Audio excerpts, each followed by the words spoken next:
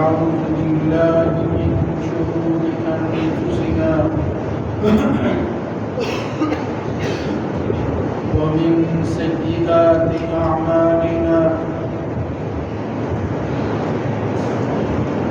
من يهده الله فلا مضل له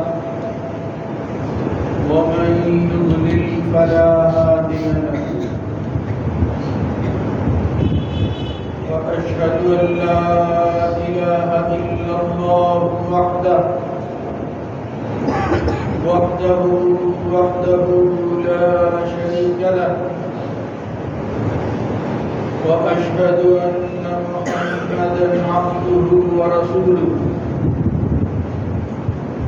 اللهم صل على محمد وعلى آل محمد كما صليت على إبراهيم وعلى آل إبراهيم إنك حميد مجيد اللهم بارك على محمد وعلى آل محمد كما باركت على إبراهيم وعلى آل إبراهيم في العالمين إنك حميد مجيد أما بعد فإن خير الحديث كتاب الله وخير الهدى هدى محمد صلى الله عليه وآله وسلم وشر الأمور محدثاتها وكل محدثة بدعة وكل بدعة ضلالة وكل ضلالة في النار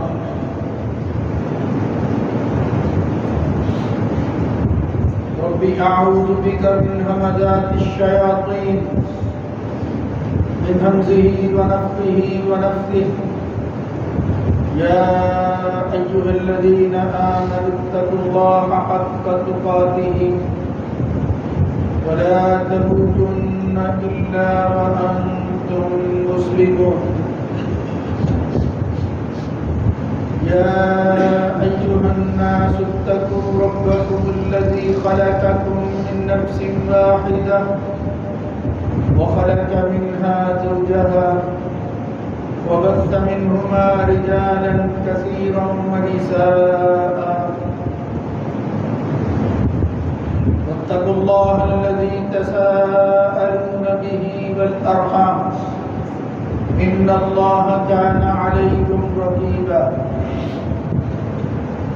يا أيها الذين آمنوا اتقوا الله وقولوا قولا سديدا يصلح لكم أعمالكم ويغفر لكم ذنوبكم ومن يطع الله ورسوله فقد فاز فوزا عظيما رب اشرح لي صدري ويسر لي أمري واحلل عقدة من لساني يفقهوا قولي ألم نشرح لك صدرك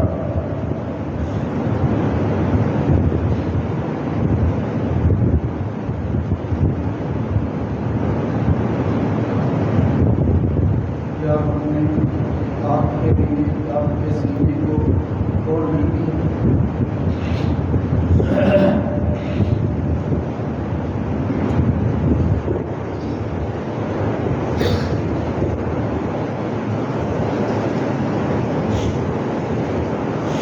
اللہ رب العزت کی حمد و ثنا کے بعد درود و سلام سید الرسل خاتم النبیین جناب محمد رسول اللہ صلی اللہ علیہ وآلہ وسلم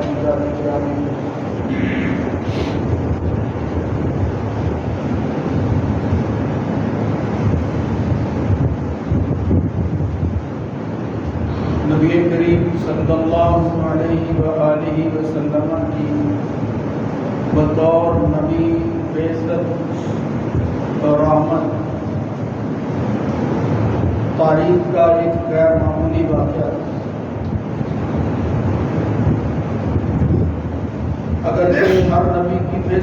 غیر معمولی ہوتی ہے،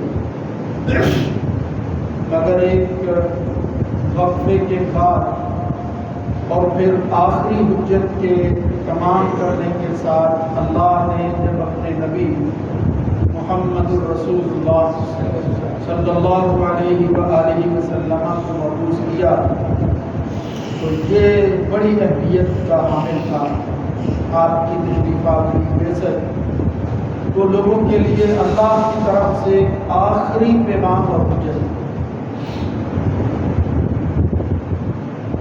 آپ کے باقاعدہ اعلان سے پہلے کچھ ایسے آثار علامات ظاہر ہوئی جن کی تصدیق وحی کے آنے کے بعد ہوئی،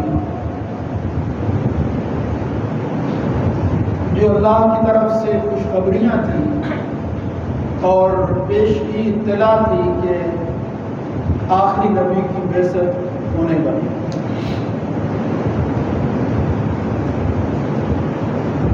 ان میں سے بے شمار چیزیں ہیں جن کو اہل علم نے بالخصوص محدثین نے بیان کیا ہے۔ ہمارے لیے مستند اور قابل اعتبار نسبتاً چیز جو ہے وہ محدثین کی روایات ہیں۔ ان علامات میں سے، ان نشانیوں میں سے جو قبل از بعثت ظاہر ہوئی، ایک بڑی نشانی ہے جس کو شک صدر کے نام سے موصوف کیا جاتا ہے۔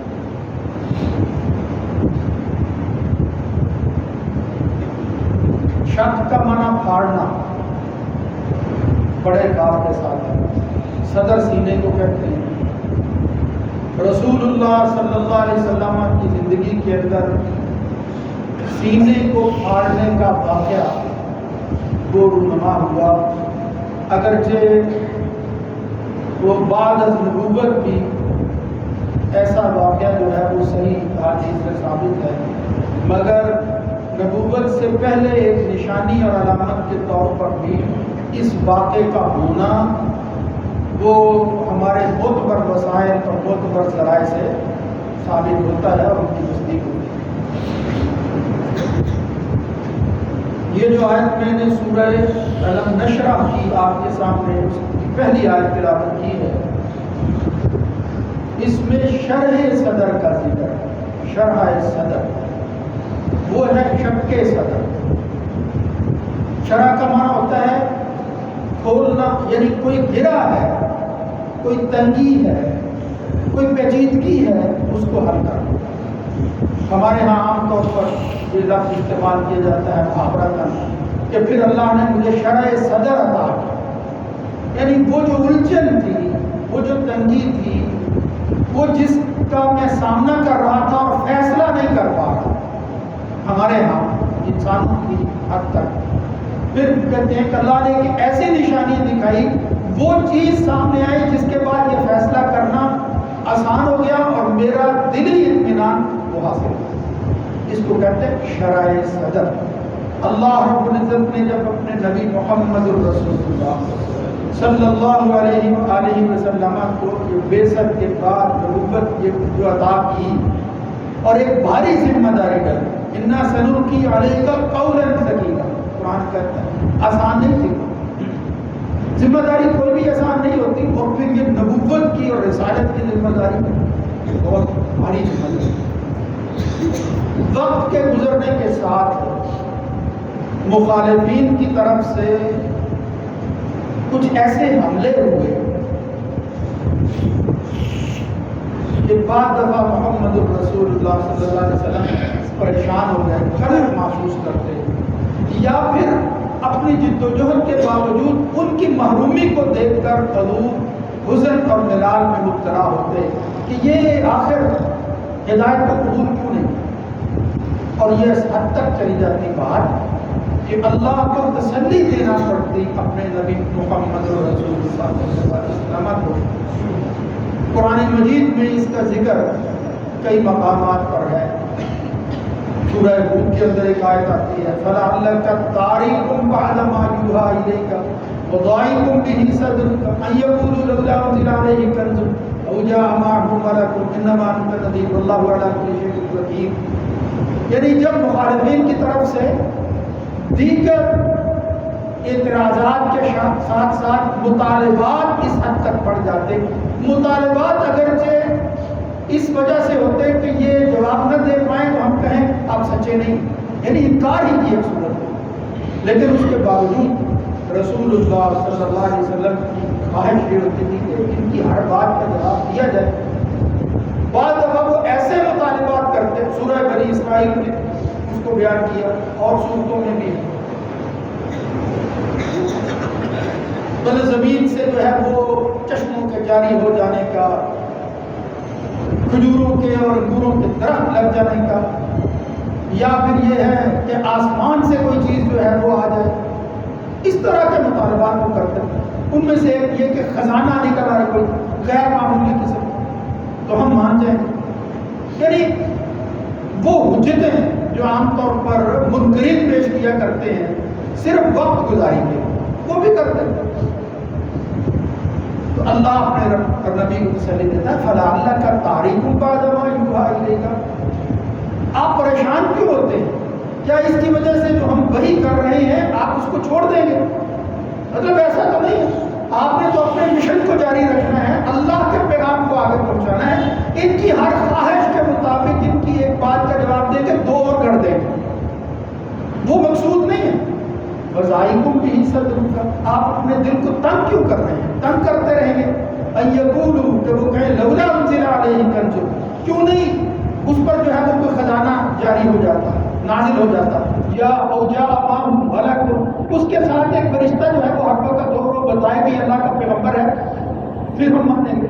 آپ اندازہ کریں ان کے مطالبات. فرمایا انما انت نذیر، آپ کے اوصاف میں سے یہ ہے کہ آپ ان کو ڈرائیں کہ یہ جو آپ مطالبات کر رہے ہیں کہ جس کا نتیجہ انکار کی صورت میں خود ہی تم گھڑ لو، آپ کو معلوم نہیں ہے کہ تم کس سے کیا بات کر رہے ہو. یہ چیزوں کا نزول، اس کی کب ضرورت ہے، کب جو ہے وہ کیا چیز نازل کرنی، اللہ سب سے بہتر جانتا ہے. تمہاری خواہشوں کے مطابق وہی نازل نہیں ہونی. اس لیے انما انت نذیر، ان کو دو ٹوک الفاظ کے اندر بتا دیں. واللہ علی کل شیء وکیل، کہ میری وکالت کرنے والا، میرا ساتھ دینے والا اللہ رب العزت ہے، مجھے آپ کی ضرورت نہیں ہے. یہ ہدایت کا مل جانا آپ کے نصیب میں ہے، اور یہ بہتر چیز ہے، کاش کہ یہ آپ کو مل جائے. اور اگر آپ محروم رہنا چاہتے ہیں تو پھر اس سے بڑی بد نصیبی اور بدبختی اور شقاوت کوئی نہیں ہو سکتی. تو یہ اس طرح کی باتیں جب نبی کریم صلی اللہ علیہ وسلم کو تسلی کے طور پر بتائی جاتی. سورہ کہف میں اللہ کا باقی النفس کا، یعنی کیا الفاظ ہیں. اللہ کہتا ہے میرے پیغمبر کیا آپ اپنے آپ کو ان کے دکھ میں کہ ایمان نہیں لا رہے ہلاک کر ڈالیں؟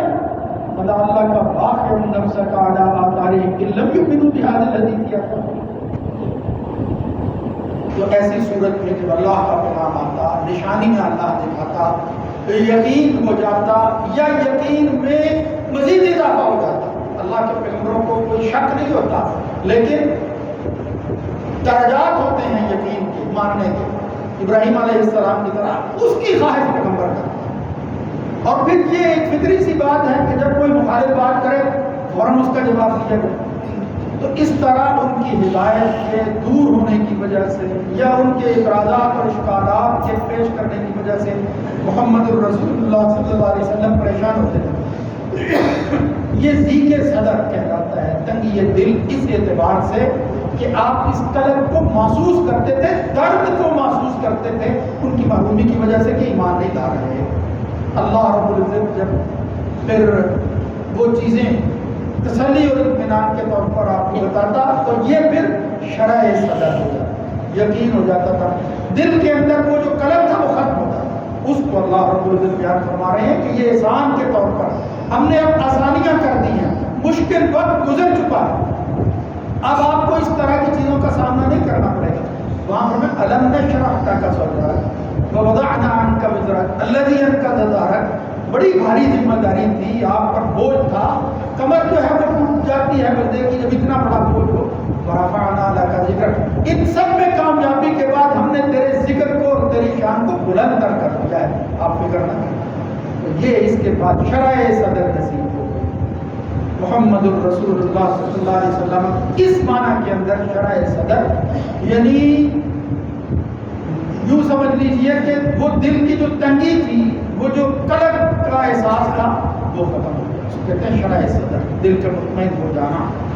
لیکن اس ضمن میں اس تمہید کے بعد، اس مسئلے کو سمجھانے کے بعد جو میں عرض کرنا چاہتا ہوں، علامات نبوت میں سے ایک علامت شک صدر، وہ اسی سے نکالا۔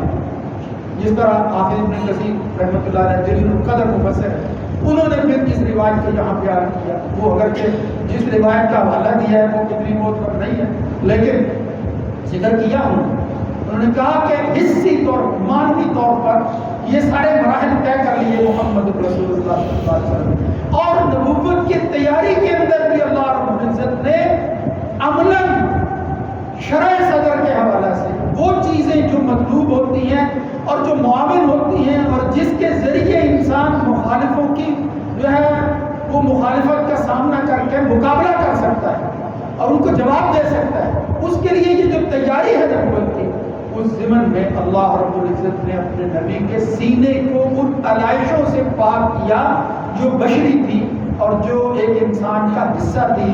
پھر اللہ رب العزت نے ان کو نکال کر وہ چیز عطا فرما دی کہ جس سے شرح صدر نہیں، وہ یقین کا مرحلہ جو ہے وہ پہنچا، اور آپ کو پتہ چل گیا کہ آپ عام انسانوں کی طرح کے انسان نہیں ہیں، اگرچہ انسان ہیں، لوازمات سارے وہ ہیں، مگر اللہ کی حفاظت کا اور عصمت کا تقاضا کیا ہے کہ اللہ رب العزت نے وہ چیزیں کہ جو شیطانی حملے کی ہیں وہ نکالی۔ اب شیطان کا حملہ جس طرح عام نیک صالحین پر نہیں ہوتا، آپ تو ان کے پیشوا ہیں، آپ تو ان کے امام ہیں، آپ پر اس طرح کارگر نہیں ہو، آپ کے لیے مقابلہ کرنا آسان ہو جائے گا۔ اس کے لیے شک صدر ہوا۔ جس طرح وہ ایک حدیث آتی ہے، نبی کریم صلی اللہ علیہ وسلم نے ما من احد الا بقل به قرینہ من الملائکۃ وقرینہ من الجن، ہر انسان کے ساتھ دو قرین ہے اس کے، ایک فرشتہ ہے ایک جن ہے، اور وہ اپنا خیر و شر کا حکم دیتے ہیں۔ یہ جو جن فرشتہ ہے، جن قرین ہے، وہ بھی اپنا کام شر کی طرف دعوت دیتا ہے، بندہ جو ہے وہ کر گزرتا ہے یا بھی مقابلہ کرنے کی طاقت ہو تو محفوظ رہ جاتا ہے، وہ ہر ایک کے ساتھ ہے۔ نبی کریم صلی اللہ علیہ وسلم سے صحابہ نے پوچھا بھیا کہ یا رسول اللہ یہ جو قرین جن ہے یہ آپ کے ساتھ نہیں؟ فرمایا ہاں، لیکن اللہ اعاننی، لیکن اللہ نے مجھے مدد دے دی ہے، میری معاونت ہو گئی ہے۔ فاسلم، اور وہ مطیع اتنا ہو گیا ہے، فلا یأمرنی الا بخیر، وہ عام انسانوں سے ہٹ کر مجھے سوائے خیر کے شر کی دعوت ہی نہیں دے سکتا۔ لا یأمرنی، عام انسانوں کو دیتا ہے، اللہ کے رسول کے لیے یہ ممکن نہیں۔ یہ ہے وہ چیز جو اللہ رب العزت نے شک صدر کے نام کے ساتھ جو ہے وہ عطا کی۔ اس سلسلہ میں چونکہ یہ عنوان حدیث کا حصہ ہے اس لیے میں بیان کر رہا ہوں، اور یقیناً علامات نبوت میں سے اس کو سمجھنا چاہیے، اس سے اعراض نہیں کرنا چاہیے۔ کوئی مانے نہ مانے، اس پر اعتراضات کرے وہ اپنی جگہ، مگر یہ چیز اگر مسلمان سمجھتا ہے اور مسلمان کے ایمان کا حصہ ہے کہ اللہ جب کوئی کام کرنے پر آتا ہے تو وہ کام کرتا ہے جو انسان کی عقل میں نہیں آتا۔ انسانی عقل سے ماورا کام ہی تو اللہ کے کام، اس کو کہتے ہیں دلائل نبوت، اس کو کہتے ہیں معجزات، اور اگر وہ قبل از نبوت ہو اس کو کہتے ہیں ارحاسات۔ یہ اصطلاحات کی بات ہے، بات ہوئی غیر معمولی بات، عقل سے ماورا، بظاہر ممکن نہیں۔ یعنی اس وقت جب یہ واقعہ ہوا وہ تو واقعی کو تسلیم کرنے کے لیے تیار نہیں تھا۔ اس کو صاحب مشکات نے بھی بیان کیا، بخاری مسلم کی روایتیں، ویسے اس سلسلے میں سب روایتوں کو اکٹھا کریں تو 5 یا 4 دفعہ، 5 دفعہ تو ضرور، اگر ایک کو نکال دیا جائے تو 4 دفعہ یہ شک صدر ہوا۔ آپ کا سینہ کھولا گیا، آپریٹ کیا گیا یوں کہہ لیں، اور پھر سینے میں سے دل کو نکال کر الگ کیا۔ یہ غیر معمولی واقعہ تھا، اس کو کہتے ہیں شک صدر۔ لیکن ان میں سے 3 ایسے واقعات ہیں جو بالکل ضعیف اور کمزور روایتیں ہیں، مگر ان کی کوئی حیثیت نہیں ہے اور ان کی تائید بھی نہیں ہو رہی کسی جگہ سے۔ 2 واقعے، 2 دفعہ ایسا ہوا کہ محمد الرسول اللہ صلی اللہ علیہ وسلم کے سینہ کو چیر کر اس میں سے یہ قلب اطہر باہر نکالا گیا اور پھر ایمان و حکمت سے بھر کر دوبارہ اس کو سی دیا، اس کو جوڑ دیا گیا. اس کو کہتے ہیں شق صدر. اس میں سے پہلا واقعہ وہ ایام طفولت کے اندر جب نبی کریم صلی اللہ علیہ وسلم اپنی رضائی ماں حلیمہ سعدیہ کے ہاں موجود تھے، وہاں پیش آئے. صحیح مسلم کے اندر روایت آتی ہے. اس کے متعلق اس میں حضرت انس رضی اللہ تعالیٰ کو بیان کرتے ہیں، یعنی اس روایت کے راوی جو ہم تک پہنچی ہے وہ جناب انس ابن مالک رضی اللہ تعالیٰ اور بھی صحابی ہیں لیکن زیادہ معلوم نہیں ہے. وہ کہتے ہیں ان رسول اللہ صلی اللہ علیہ وسلم اتاه جبرائیل خود، کہ رسول اللہ صلی اللہ علیہ وسلم کے پاس جبرائیل آئے اور وہ یلعب مع الغلمان، بچپن کی وجہ سے وہ بچوں کے ساتھ اللہ کے رسول کھیل رہے تھے. فاخذه، ان کو پکڑا ہے. فسرعه، لٹا دیا. فشق عن قلبه، اور پھر اس کے بعد آپ کا دل نکالا اور پھر فاستخرج منه علقۃ. یہ پہلی روایت ہے جو میں حلیمہ سعدیہ کے زمانے کی بیان کر رہا ہوں، ایام طفولت جسے کہتے ہیں. اس وقت بچپن کے اندر 3 سال یا 4 سال آپ کی عمر کہتے ہیں، اور یہ میٹر نہیں کرتی کہ کتنے سال کی، بالکل بچپن کا واقعہ. حدیث میں عام طور پر اس طرح کی چیزیں نہیں بیان کی جاتی. خیر، نبی کریم صلی اللہ علیہ وسلم کے دل کو نکالا گیا. اس میں سے ایک علقہ، ایک لوتھڑا، ایک جمع ہوا خون وہ الگ کیا گیا. فاستخرج منه علقۃ فقال هذا، وہی جبریل کہتے ہیں هذا حظ الشیطان منك، یہ وہ شیطانی حصہ تھا جو آپ کے دوسرے انسانوں کی طرح موجود تھا. اللہ رب العزت نے جبریل کو حکم دیا تو نکال دیا گیا. پھر نبی کریم صلی اللہ علیہ وسلم خود ہی بیان کرتے ہیں، جس کو حضرت انس نے ہم تک پہنچایا ہے، کہ اللہ کے رسول صلی اللہ علیہ وسلم فرماتے ہیں اس کے بعد ثم غسل قلبه، پھر آپ کے دل کو دھویا گیا. فی طست من ذهب، ایک پلیٹ کی سونے کی بنی اس کے اندر جو ہے وہ رکھ کر دھویا گیا. بماء زمزم، جس چیز کے ساتھ دھویا گیا وہ زمزم کا پانی، زمزم کا پانی. دوسری جگہ ویسے روایت میں تھا فتح اللہ جبرائیل، جبرائیل جو ہے وہ بیرے زمزم تک لے کے گئے نبی کریم صلی اللہ علیہ وسلم، اور پھر وہاں جو ہے وہ پہنچے اور پھر جو ہے وہ یہ سلسلہ، یہ باقی کام جو ہے وہ ہوا. رسول اللہ صلی اللہ علیہ وسلم کے دل کو دھو کر اور پھر اس میں سے حظ الشیطان، شیطانی حصہ نکال کر دوبارہ وہ فرمایا، اسی روایت کے اندر آتا ہے لعامہ وعادہ فی مکان، بالکل اسی جگہ جہاں موجود تھا رکھ دیا گیا. اب یہ معمولی واقعہ نہیں تھا. جب یہ کام ہوا اور پھر آپ کے ساتھ آپ کے رضائی بھائی وہ بھی موجود تھے، فجاء الغلمان یسعون الی امہ، تو وہ بچے دوڑتے ہوئے اپنی ماں یعنی زہرہ رسول اللہ صلی اللہ علیہ وسلم کی دایا کی طرف آئے اور پھر آ کر کہتے ہیں ان محمدن قد قتل، محمد صلی اللہ علیہ وسلم. ان کو کیا پتا تھا کہ یہ کون شخص ہے، کیا ہونے والا ہے. انہوں نے کہا ہمارا بھائی جو ہے اس کو قتل کر دیا گیا. تو وہ دوڑے ہوئے فاستقبلوا اہل حلیمہ کے آل کے لوگ جو ہیں وہ دوڑے ہوئے آئے اور انہوں نے دیکھا تو وہ منتقع اللون، نبی کریم صلی اللہ علیہ وسلم کا رنگ فخر، یعنی غیر معمولی واقعہ ہوا تھا. ظاہر ہے خواہ بچے کے ساتھ ہی ہو لیکن وہ اپنے حواس جو ہے قابو میں نہیں رکھ سکتا. یہ واقعہ ہوا جب انہوں نے دیکھا تو پھر حدیث کے اندر اتنے ہی الفاظ آتے ہیں، صحیح مسلم کی جو روایت میں پیش کر رہا ہوں. پھر حضرت انس کہتے ہیں كنت ارى اثر البغية فی صدری، وہ نبی کریم صلی اللہ علیہ وسلم کے دل کو چیرنے کے بعد ایمان و حکمت سے بھر کر دوبارہ جب اسی جگہ رکھ کر سیا گیا تو وہ نشان پڑ گیا. جب بھی آپ آپریٹ کرتے ہیں کسی چیز کو آپ بھی نشان پڑتے ہیں، پتہ چلتا ہے. تو وہ کہتے ہیں وہ نشان میں دیکھا کرتا تھا نبی کریم صلی اللہ علیہ وسلم کے سینے کے اندر. خادم خاص ہے حضرت انس، لہذا اتفاق سے دیکھ لیتے تھے نبی. یہ روایت کو اور اس واقعے کو پیش کرنے کا مقصد یہ ہے کہ یہ علامات نبوت میں سے ایک بڑی علامت تھی کہ بعثت سے پہلے حضور کا دل سینہ چیر کر وہ مرکز دل جو ہے اصل میں اس کو سینہ کہا گیا، ورنہ اصل وہ دل کی صفائی اور دل کی طہارت اور اس کے اندر ایمان و حکمت جو ہے اس کو معمول کرنا. ایک تو یہ واقعہ صحیح ثابت ہے، اس لیے کہ صحیح مسلم کے اندر آتا ہے.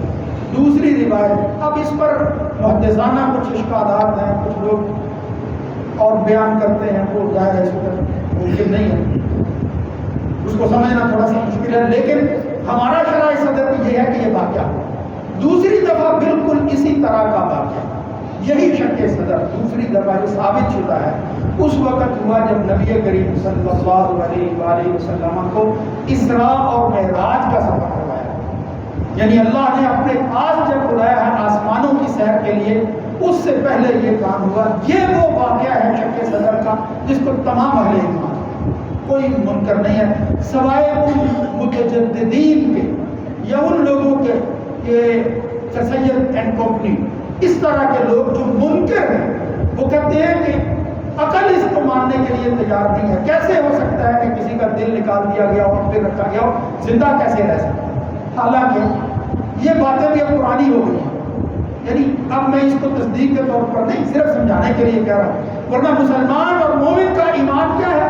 ایسا ہوا اگر ہماری روایات ثقہ بخاری مسلم کے اندر جو ہے وہ بیان کی گئی ہیں، اللہ کے رسول بیان فرماتے ہیں، تو ہمارے ایمان کا حصہ ہے کہ ایسا ہوا، ہم اس کو تسلیم کرتے ہیں. لیکن جو لوگ اشکال پیش کرتے ہیں اور پھر عقلی گھوڑے چڑھاتے ہیں اور کہتے ہیں ممکن نہیں ہے، اب ان کی یہ بات کون سننے کے لیے تیار ہے؟ انسانوں کے دل ہم اپنے سامنے دیکھتے ہیں، وہ نکالے جاتے ہیں، آپریشن ہوتا ہے، اس کے بعد دوبارہ رکھا جاتا ہے، کوئی فرق نہیں پڑتا. یعنی جب انسانوں کو اللہ نے اتنی عقل دے دی ہے، وسائل اتنے بڑھ گئے ہیں، یہ کام ممکن ہے کہ دل جو ہے اس کے اندر نقصان دہ چیز جو ہے نکال کر اس کے ساتھ ایسی چیز منسلک کی جاتی ہے وہ پہلے سے بہتر دل کام کرتا ہے.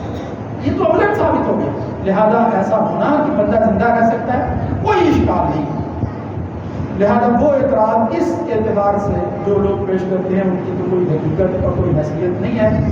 باقی مومن اور مسلمان کے لیے اس علامت کو ماننا صحیح بخاری اور مسلم کی روایتوں کی بنیاد پر اس کے ایمان کا حصہ ہے. جو لوگ اس سے محروم ہیں اور پھر اللہ کے رسول کی بات پر اعتبار کرنے کے لیے تیار نہیں ہیں اور پھر صحیح احادیث کو مشکوک بنانے کی کوشش کرتے ہیں، پھر ان کا انجام جو ہے وہ بخیر نہیں ہے.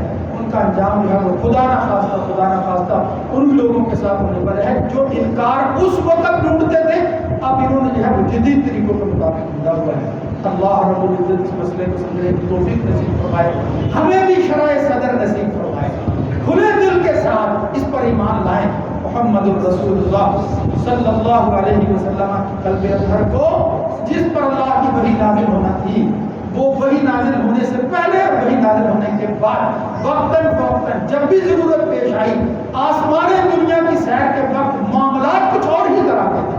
وہاں جن چیزوں کو مشاہدے کے اندر اللہ نے لانا تھا اس میں واقعہ تھا. یعنی ہماری عقل بھی کہتی ہے کہ ضرورت تھی کہ ایک دفعہ پھر ریہرسل کروائی جائے اس چیز کی، تاکہ محمد الرسول اللہ صلی اللہ علیہ وسلم شرح و شک کے صدر کے ساتھ جو ہے وہ ان علامات اور ان نشانیوں کو دیکھ سکے جس کی خاطر اللہ نے اپنے نبی کو بلا کر کہا لِنُرِيَهُ مِنْ آیَاتِنَا إِنَّهُ هُوَ السَّمِيعُ الْبَصِيرُ. اللہ تعالیٰ سمجھنے کی توفیق دے.